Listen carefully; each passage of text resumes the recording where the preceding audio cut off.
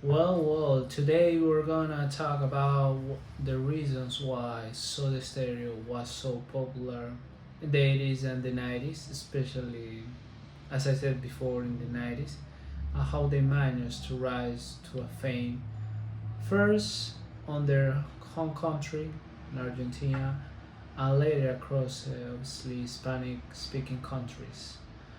And the reason I talk about is because of my expertise on marketing.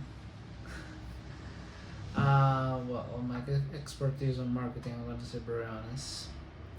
Like many bands, the beginning was tough, but they came up during obviously a wave of opportunities in Argentina. Obviously, the music industry was changing.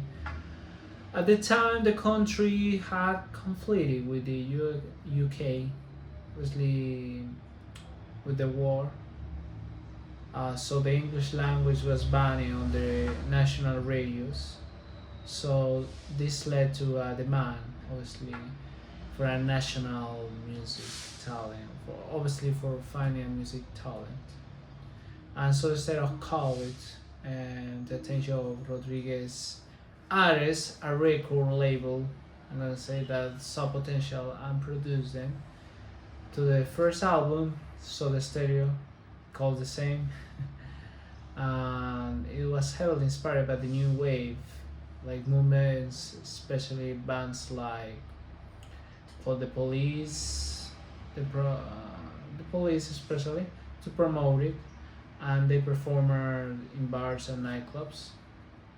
That is, and their second album reached the beyond Argentina, and their second album reaches beyond Argentina, and I will say the produce was awesome, especially for the bars and disco. And the third album market began obviously for their international success on countries like Peru, Chile, and Mexico.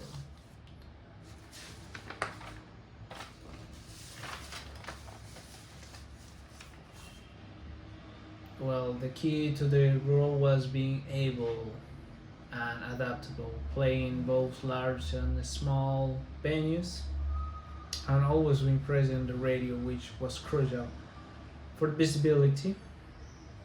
And the fourth and the fifth album solidify this fame. However, their last two albums were more like introspective and didn't get obviously much radio play. So few people know about them, especially the last. So to sum it up, the keys their success were a strong product, a good product. I'm gonna say brands, a great music performing in the bars, disco and alphos, and consist playing the radio. And thanks for listening. And don't forget to comment down below and subscribe. Remember, I will say footnote is obviously the aesthetic were supporting Pora in the 80s, and the style was more emo and dramatic. But in the 90s, it had become more casual. I'm gonna say that, and that's it. Thank you so much for listening. That.